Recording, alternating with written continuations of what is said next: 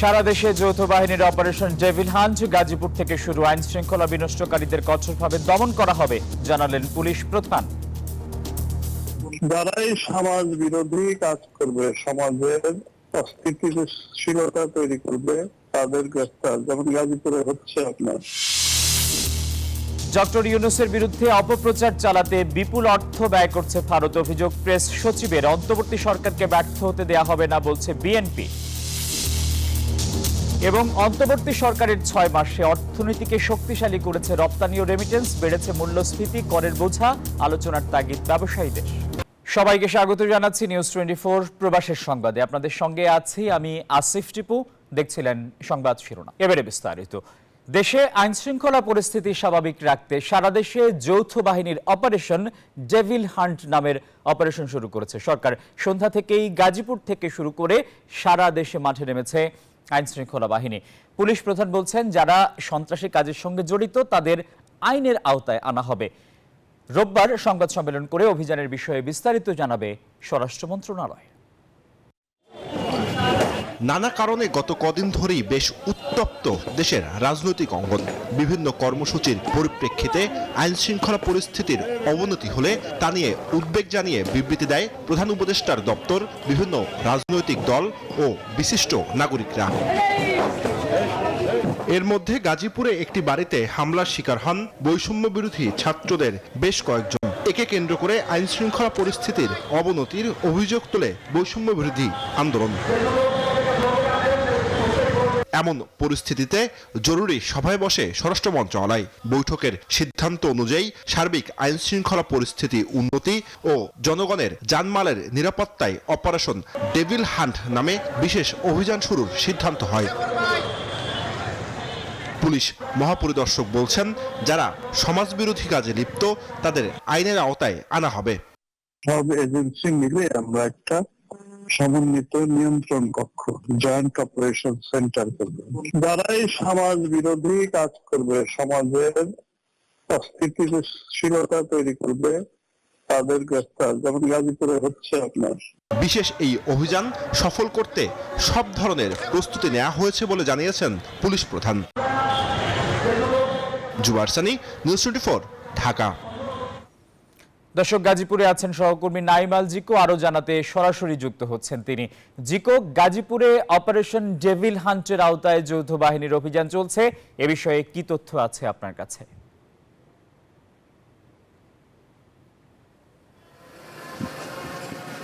টিপু, যেমনটি আমি জানাচ্ছিলাম যে এরই মধ্যে কিন্তু বিভিন্ন জায়গায় অভিযান পরিচালনা করছে। যেই সমস্ত অপরাধীরা শিক্ষার্থীদের উপরে হামলা চালিয়েছে তাদেরকে ধরার জন্য, এবং যেমনটি আমরা এর আগেও দেখিয়েছি যে র্যাব কিন্তু বিভিন্ন জায়গায় এরই মধ্যে পরিদর্শন করেছে। এই মুহূর্তে আমি আছি জয়দেবপুরে, এবং এখানে কিন্তু তারা অভিযান পরিচালনা করছে। তাদের এখানে কঠোর অবস্থান রয়েছে যেমনটি দেখতেই পাচ্ছেন। এবং এর আগে যদি বলি যে সেনাবাহিনী কিন্তু বিভিন্ন জায়গায় তল্লাশি চেকপোস্ট বসিয়েছে, এবং প্রত্যেকটি গাড়ি, কাভার্ড ভ্যান থেকে শুরু করে বাস, প্রতিটি জায়গায় কিন্তু তারা অভিযান পরিচালনা করছে এবং কঠোর নজরদারিতে রেখেছে। পুরো গাজীপুরের যদি চিত্র সামগ্রিকভাবে বলতে চাই, এই ধরনের অভিযান কিন্তু গাজীপুরের প্রত্যেকটি মোড়ে মোড়ে হলো চলমান রয়েছে। এবং পুলিশ থেকে শুরু করে সেনাবাহিনী থেকে শুরু করে র্যাব, তারা কিন্তু কঠোর অবস্থানে রয়েছে। আইন শৃঙ্খলা রক্ষাকারী বাহিনী প্রত্যেকটি যারা অপরাধী রয়েছে তাদেরকে আইনের আওতায় আনার জন্য কিন্তু সচেষ্ট রয়েছে। এছাড়াও যেহেতু হলো পুরো গাজীপুর জুড়ে থমথমে পরিবেশ বিরাজ করছে, পরিস্থিতি বিরাজ করছে, মানুষের মধ্যে আতঙ্ক রয়েছে, সেজন্য কিন্তু মানুষকে স্বস্তি দিতেই কিন্তু আইন শৃঙ্খলা রক্ষাকারী বাহিনীর এই অভিযানটি পরিচালনা করছে। এবং যেহেতু এখানে বেশ কিছু ঘটনা ইতিমধ্যে ঘটেছে, যেমনটি অভিযোগ করছিলেন এখানকার এলাকা স্থানীয়রা, তারা বলছিলেন যে এই এলাকাতে গাজীপুরে কিন্তু রিসেন্টলি বেশ চুরি ছিনতাইয়ের ঘটনা বেড়েছে এবং অপরাধীদের সংখ্যাও কিন্তু বেড়ে গেছে, যার কারণে কিন্তু এই মানুষ রাতের বেলা চলা চলাফেরা করতেও কিন্তু আতঙ্কিত বোধ করেন এবং পুলিশ এবং আইন শৃঙ্খলা রক্ষাকারী বাহিনীর এই সরব অবস্থান এবং এই অপারেশন ডেভিল হান্টের মধ্য দিয়ে যে যারা অপরাধী আছে তাদেরকে আইনের আওতায় নিয়ে আসতে পারলে কিন্তু অনেকটাই স্বস্তি ফিরবে জনমনে, যার কারণে মানুষ কিন্তু এই ঘটনার পর থেকে আতঙ্কিত হলেও আইন শৃঙ্খলা রক্ষাকারী বাহিনীর এই অভিযানগুলোর ফলে কিন্তু তাদের মনে স্বস্তি ফিরেছেন এবং রাস্তাঘাটে যে সমস্ত তল্লাশি চালানো হচ্ছে সেই তল্লাশিগুলোর মধ্য দিয়ে কিন্তু মানুষের ভোগান্তি হলেও তারা কিন্তু বিষয়টিকে বেশ সাদরে গ্রহণ করছেন এবং যাতে এই মানুষের নিরাপত্তা, জানমালের নিরাপত্তা থাকে সেই বিষয়টি নিশ্চিতের জন্য কিন্তু তারাও আইন শৃঙ্খলা রক্ষাকারী বাহিনীকে সহযোগিতা করছেন, এমনটি কিন্তু আমরা এরই মধ্যে দেখেছি এবং প্রত্যেকটি আইন শৃঙ্খলা রক্ষাকারী বাহিনী তাদের পক্ষ থেকে কিন্তু সর্বোচ্চ চেষ্টা চালিয়ে যাচ্ছেন শিক্ষার্থীদের উপরে যারা হামলা চালিয়েছে তাদেরকে আইনের আওতায় আনার জন্য। যেমনটি 24 ঘন্টার যে আলটিমেটামটা রয়েছে সেই আলটিমেটামের মধ্য দিয়ে কিন্তু আসলে এর মধ্যেই হলো যতগুলো অপরাধী রয়েছে তাদেরকে আইনের আওতায় আনা হবে, এমনটি কিন্তু বদ্ধপরিকর আইন শৃঙ্খলা রক্ষাকারী বাহিনী। তো সামগ্রিকভাবে পুরো গাজীপুর জেলা জুড়ে কিন্তু অভিযান পরিচালনা করা হচ্ছে। পাশাপাশি যদি কোথায় কোথায় নির্দিষ্টভাবে অভিযানগুলো পরিচালিত হচ্ছে অপরাধীদের ধরার জন্য সেই বিষয়টি সুনির্দিষ্ট করে না জানানো হলেও অভিযান শেষে আমাদেরকে হলো আইন শৃঙ্খলা রক্ষাকারী বাহিনীর পক্ষ থেকে বিস্তারিত তথ্য জানানো হবে, কতজনকে গ্রেপ্তার করা হয়েছে এবং এই ঘটনায় আসলে কার কি ভূমিকা ছিল এবং শিক্ষার্থীদের উপরে যেই হামলাটি হয়েছে যেটিকে পরিকল্পিত বলা হয়েছে, আসলে এই পরিকল্পনা কার বা আসলে এটি পরিকল্পিত হামলা ছিল কিনা সেই বিষয়গুলো কিন্তু সামগ্রিকভাবে এর পরেই জানা যাবে। তো এই ছিল এখন পর্যন্ত আমার কাছে এখানকার সবশেষ তথ্যটিপু। জিকো, আপনাকে ধন্যবাদ। দর্শক, গাজীপুরের জয়দেবপুর থেকে জানাচ্ছিলেন সহকর্মী নাইমাল জিকো। সমালোচনা করলেও বিএনপি চায় না অন্তর্বর্তী সরকার ব্যর্থ হোক, এ মন্তব্য করেছেন বিএনপি নেতা রুহুল কবির রিজভী। অনুষ্ঠানে প্রধান উপদেষ্টার প্রেস সচিব বলেন, ডক্টর ইউনূসকে নেতিবাচকভাবে উপস্থাপন করতে মিলিয়ন ডলার খরচ করছে ভারত। শনিবার জাতীয় প্রেস ক্লাবে 24-এর গণঅভ্যুত্থান দ্রোহের গ্রাফিতির প্রকাশনা উৎসবে একথা বলেন তারা। 24-এর গণ অভ্যুত্থানের গ্রাফিতি নিয়ে শনিবার জাতীয় প্রেস ক্লাবে সংকলন প্রকাশনার আয়োজন। জুলাই আন্দোলনকে উজ্জীবিত করতে সারা দেশে দেয়ালে আঁকা গ্রাফিতিগুলো কি অপরিসীম ভূমিকা রেখেছিল, আলোচনায় সে কথা তুলে আনেন বক্তারা। একদিকে তপ্ত বুলেট, আরেক দিকে গ্রাফিতি। বুলেটের সে যে গ্রাফিতি কত শক্তিশালী সেটাই জুলাই বিপ্লবে কিন্তু প্রমাণ করে দিয়েছে, যেমন অসির চেয়ে মসি বড়। অনুষ্ঠানের প্রধান উপদেষ্টা প্রেস সচিব শফিকুল আলম বলেন, জুলাই অভ্যুত্থানের বিরুদ্ধে পাল্টা নেগেটিভ তৈরির চেষ্টা চলছে। শুধু দেশে নয়, প্রতিবেশী দেশ ভারত ডক্টর ইউনূসের ইমেজ নষ্ট করতে বিপুল অর্থ ব্যয় করছে। ওদের মাঝে ইউনূস হচ্ছে জঙ্গি লিডার, ইউনূসকে ঘিরে আছে কারা জঙ্গি লিডার। এটা কেন করছে জানো? এটা খুবই ওয়েল অর্কেস্ট্রেটেড ক্যাম্পেইন এবং এটা ইন্ডিয়ান মিডিয়াও এটার সাথে জড়িত। তারা মিলিয়নস অফ ডলার খরচ করছে এই হাসিনার অলিগার্কগুলো। অনুষ্ঠানে বিএনপির সিনিয়র যুগ্ম মহাসচিব রুহুল কবির রিজভী বলেন, দেশে প্রতি বিপ্লবের ষড়যন্ত্র রুখে দিতে ঐক্যবদ্ধ হতে হবে। পার্শ্ববর্তী দেশ থেকে শেখ হাসিনা উস্কানি দিচ্ছেন এবং তাকে সাপোর্ট করছে তাদের পলিসি। এটা তো বাংলাদেশের সার্বভৌমত্বের উপর সরাসরি হস্তক্ষেপ। এখন আমরা কথা বলছি, ডক্টর ইউনূস সাহেবের বিরুদ্ধে কথা বলছি, অন্তর্বর্তীকালীন সরকারের বিরুদ্ধে সমালোচনা করছি, কিন্তু এটা করার পর মনের মধ্যে এই ভয়টি নেই যে আমি গুম হয়ে যাব বা আমাকে ধরে নিয়ে গিয়ে বা বাসা থেকে আমার স্ত্রীর কাছ থেকে ধরে নিয়ে গিয়ে আমি ক্রস ফায়ারের শিকার হব। অন্য এক অনুষ্ঠানে বিএনপির ভাইস চেয়ারম্যান শামসুজ্জামান দুদু বলেন, দেশকে সংকটে ফেলতে কাজ করছে একটি গোষ্ঠী। গাজীপুরে যে নির্দয় নির্মম ঘটনা ঘটেছে, এত সাহস তারা পায় কোথা থেকে? এই প্রশ্ন যদি কেউ করে তাহলে এই সরকারের রাজনৈতিক দৈন্যতাই জনসম্মুখে প্রথম থেকে প্রকটতর হয়। দেশ জুড়ে বিশৃঙ্খলা এড়াতে সরকার ও আইন শৃঙ্খলা বাহিনীর গতিশীলতা বাড়ানোর তাগিদ দেন বিএনপির এই নেতা। এদেশের রাজনৈতিক দলগুলো ফজলে রাব্বি সৌরভ, নিউজ 24, ঢাকা। 6 মাসেও গতি ফেরেনি অর্থনীতিতে। রপ্তানি ও রেমিটেন্সের প্রবৃদ্ধি অর্থনীতির ভিতকে কিছুটা শক্তিশালী করেছে, ঠেকানো গেছে রিজার্ভের পতন। তবে মূল্যস্ফীতির লাগাম টানতে ব্যর্থ সরকার উল্টো করের বোঝা চাপিয়েছে সাধারণ মানুষের ঘাড়ে।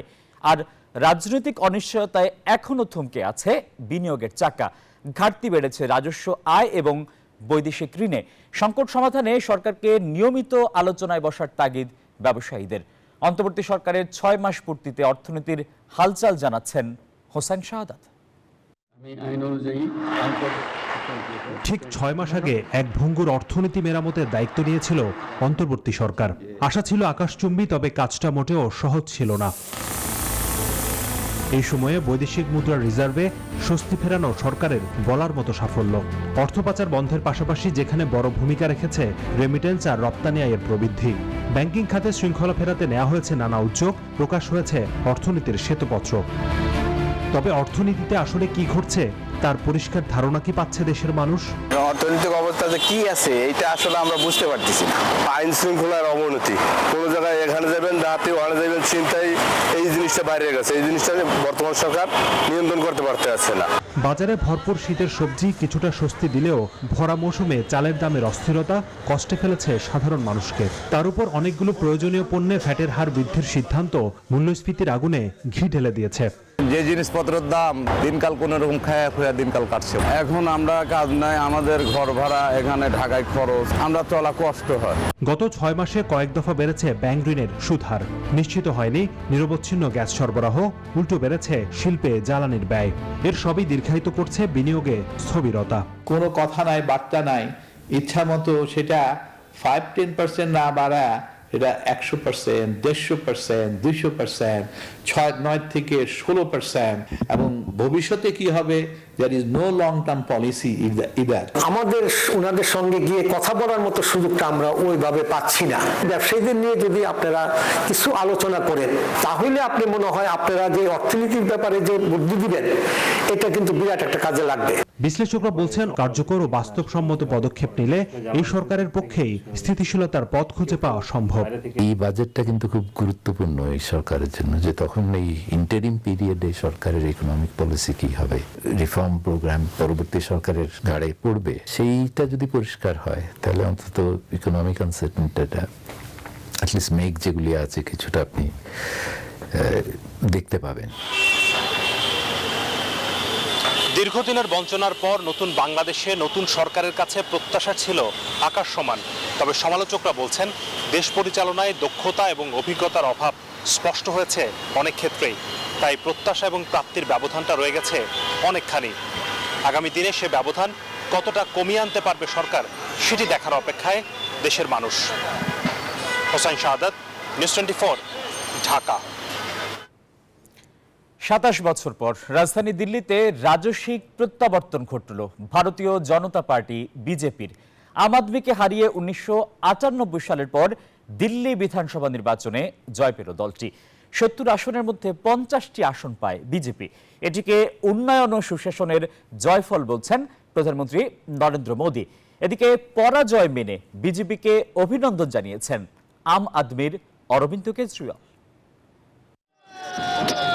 দিল্লির বিধানসভা নির্বাচনে বুথ ফেরত সমীক্ষায় সত্যি হলো। শনিবার শুরু হওয়া ভোট গণনায় প্রায় 3 দশক পর দিল্লিতে রাজস্বিক প্রত্যাবর্তন ঘটল বিজেপির। এমনকি নিজ আসনে বিজেপি প্রার্থী পরবেশ বর্মার কাছে হেরেছেন আম আদমি পার্টির অরবিন্দ কেজরিওয়াল।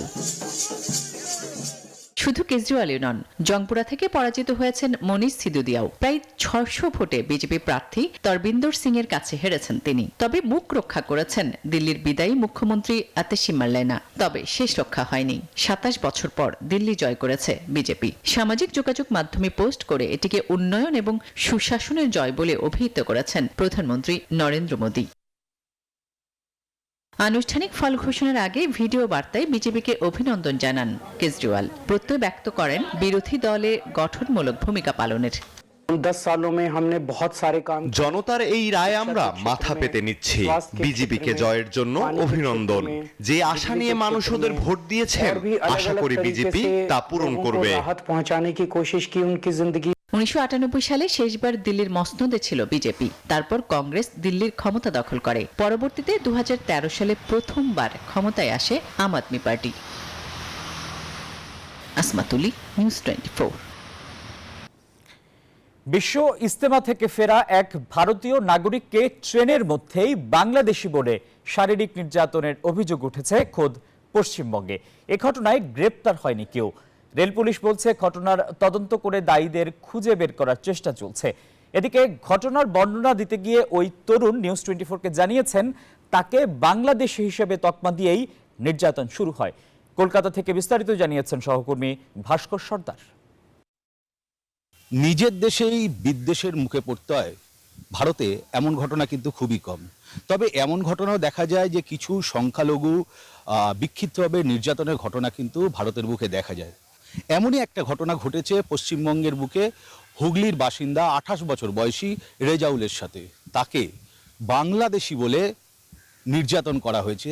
তিনি সম্প্রতি গিয়েছিলেন বাংলাদেশের বিশ্ব ইজতেমায়। আমরা সরাসরি রেজাউলের কাছে যাব। রেজাউল, আমি সেইখান থেকে ঘটনাটা শুনতে চাই। আমি গিয়েছিলাম 30 জানুয়ারি, 31/1/2 বিশ্ব ইজতেমা ডেট ছিল। আমি এটা মিটিয়ে ফিরছিলাম 4 তারিখে মঙ্গলবার 8:45 গেদে টু শিয়ালদা লোকালে। প্রথমে সিটে বসে যাই, যেহেতু স্টার্টিং পয়েন্ট, ফাঁকা ট্রেন, আমরা 4 জন ছিলাম। তো রানাঘাটে যখন লোক ভিড় বেড়ে যায় তখন থেকে আমাকে উত্ত্যক্ত করতে থাকে এবং অকথ্য ভাষায় গালাগালিজ করতে থাকে আমাকে উদ্দেশ্য করে।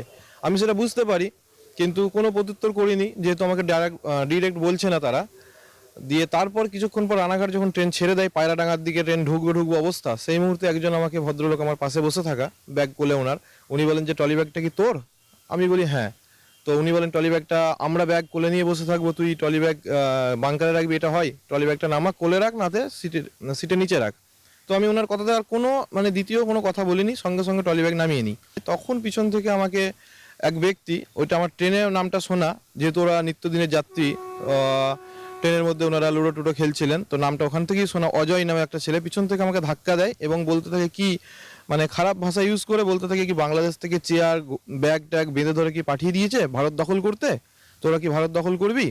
তখন আমি প্রত্যুত্তরে তার উত্তর দিই, প্রতিবাদ করে দাঁড়াই, চোখে চোখ রেখে বলি তখন তাকে যে আপনি কাকে কি বলছেন, আমিও ভারতীয় আপনিও ভারতীয়, একদম পুরো এইটাই বলেছি, কোট টু কোট বলছি যে আপনিও ভারতীয় আমিও ভারতীয়, তো আপনি আমাকে বাংলাদেশি বলার কে?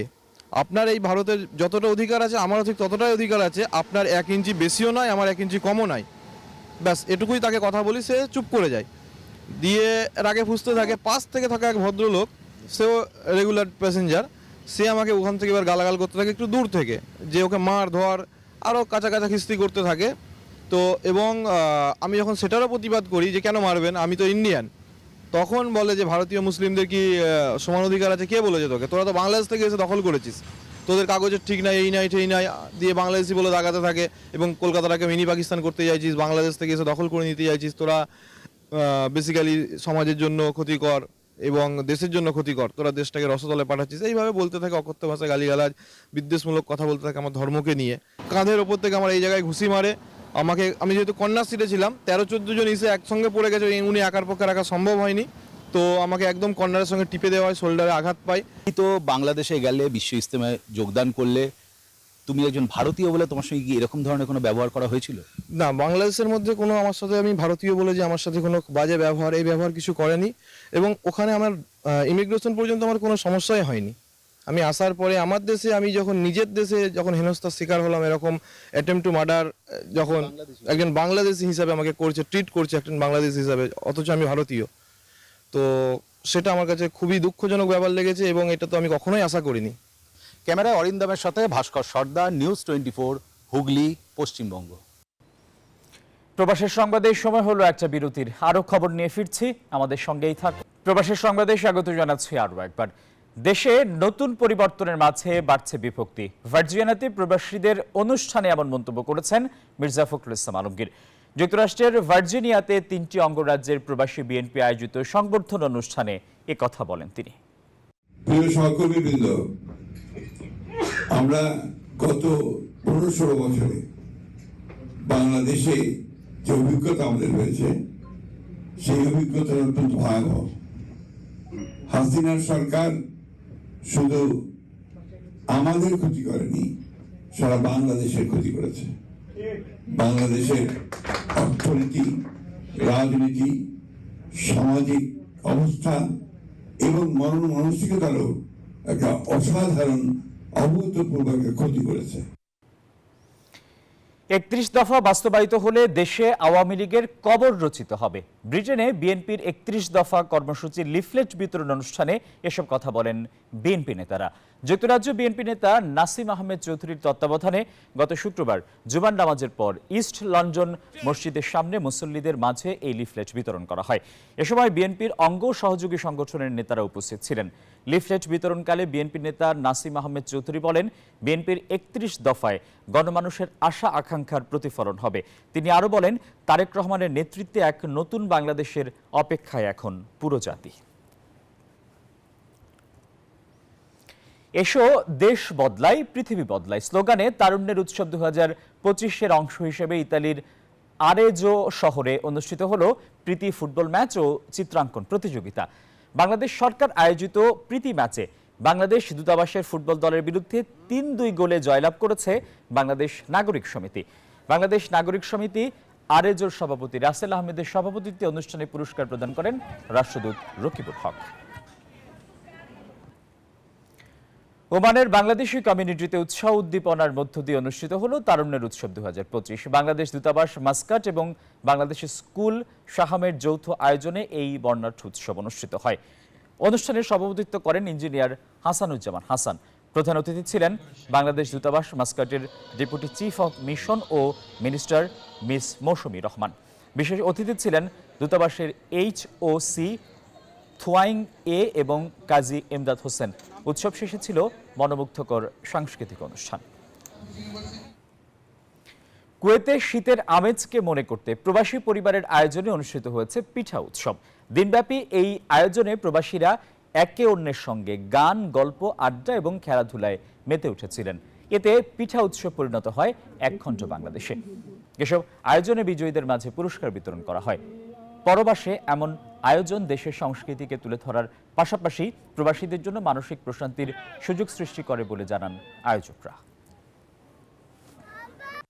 আমাদের প্রতি বছরই একটা করে পিঠা প্রোগ্রাম হয়। এই বছর সব ভাবিরা আসছে, খুব ভালো লাগতেছে। আমি সবাইকে একসাথে করার জন্যই পিঠা প্রোগ্রামটা সব বছর করি। চিন্তা করছি সবাই যাতে একসাথে হয়, বছরে একটা শীতের পিঠা প্রোগ্রাম হয় আমাদের কুয়েতে। এই জন্য সবাই একসাথে হওয়ার জন্য আয়োজনটা করা। দর্শক, সারা দেশে চলছে যৌথ বাহিনীর অপারেশন ডেভিল হান্ট। চট্টগ্রামের খবর জানাতে যুক্ত হচ্ছেন সহকর্মী নয়ন পড়ুয়া। জয়, চট্টগ্রামে কি অপারেশন ডেভিল হান্টের আওতায় যৌথ বাহিনীর অভিযান চলছে? এ বিষয়ে কি তথ্য আছে আপনার কাছে?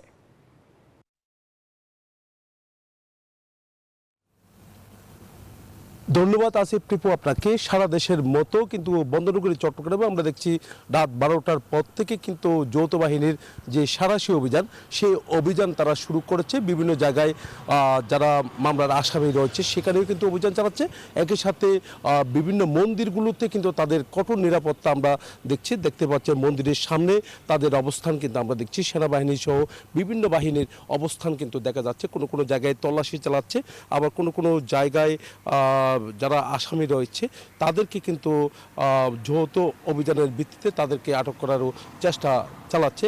একদিকে আমরা দেখছি সেনাবাহিনীর তাদের অবস্থান, অন্যদিকে আমরা গোয়েন্দা পুলিশ থেকে নিয়ে অন্যান্য যারা বাহিনী আছে সব বাহিনীর কিন্তু তাদের অবস্থান কিন্তু আমরা দেখছি।